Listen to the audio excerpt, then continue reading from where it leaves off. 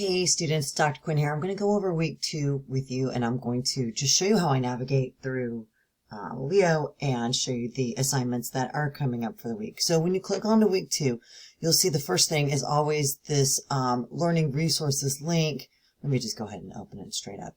Okay, so within here you're going to see embedded page 1 learning resources, and then within that you've got a bunch of links. Resources and writing instructions, that's going to be the first packet of assignments, writing assignments 1 through 3, the personas, the instructions, and the quick start guide. So take a look at these resources here.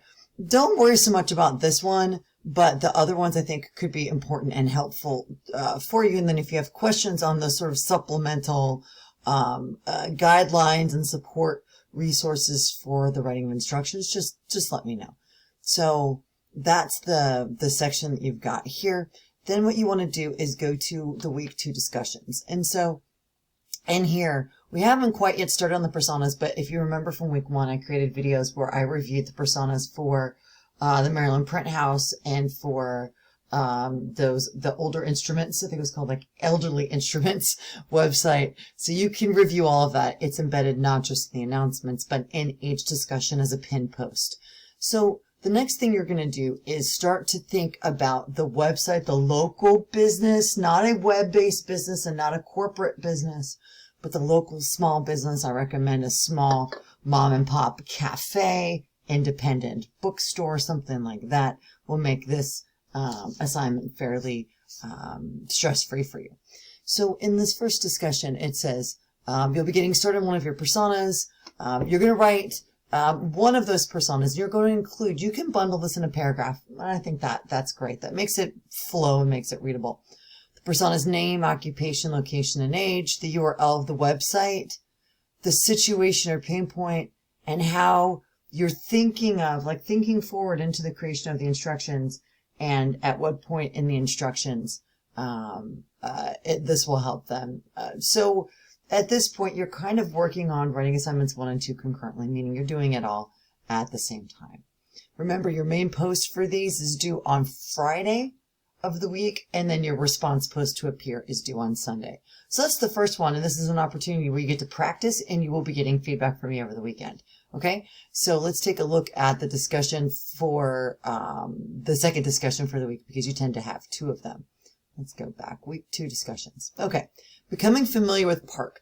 PARC is one of those tools that technical writers tend to use that is really important for document design. Not so much about what is said in a document, not the content, but how it looks and how easy it is for a reader to find their way around the document.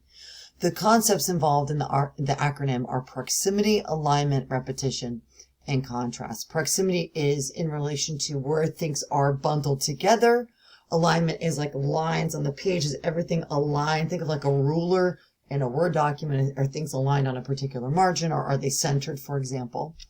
Repetition is the use of the same color scheme, the use of the same font style and font sizes.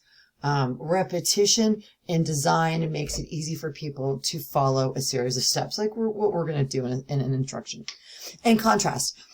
Here's an example. Right here is gray, and then right here is white. You don't have much contrast between the gray and the white, but there is a little bit of it.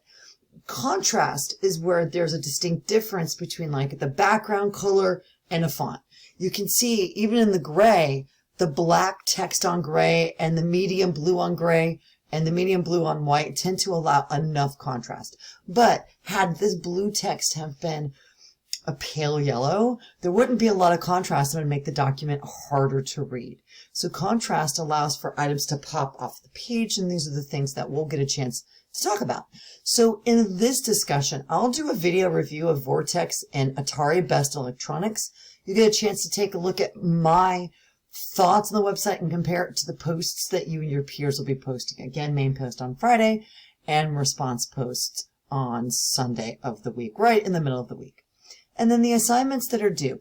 The assignment that's due this upcoming Tuesday at the end of week 2, so a week from when you're watching this video, hopefully if you watch it before the week starts, is the personas assignment itself. I've gone over that in prior videos, but let's just take one more quick look at it, especially in relation to the rubric itself. So let's see.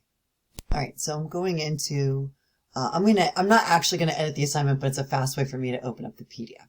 So inside this assignment, the personas, again, you'll find those samples right in the click on content, and you'll see that link right even before week 1 begins. And my week 1s all have dates. Okay. So, there's video reviews galore from my boss and from myself peppered throughout week 1 discussions and the announcements. Each persona, think of it as a paragraph. There are no graphics needed. It doesn't have to be belabored, long, and fancy, but the name of the person, the occupation, their age, their goals, and their pain point. And again, starting with writing assignment 2 is really important here because you're designing all 3 of these users to focus on the same website. They're all going to do the same task, but they're going to have different goals, whether it's paying in installments, whether it's making note of a particular allergy, whether it's ordering ahead, like a catered order, special dietary restrictions, or something else. Those are all the different unique approaches people take when, not approaches, but goals that people have when they're ordering. And some of them could be quite significant if they're not taken into consideration, right? So on that note, take a look at the assignment, look at the student samples, and when you're in this assignment, I'm going to show you the rubric. I'm going to pop it open here. The rubric has a different criteria.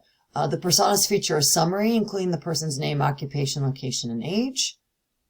The website is provided. That's that gimme that I mentioned in a prior video. That you mentioned the goals. So you give us a little bit of background, and that you highlight pain points. What's going to be their struggle? And do they have anything unique as part of their order? And then, of course, how you wrote it.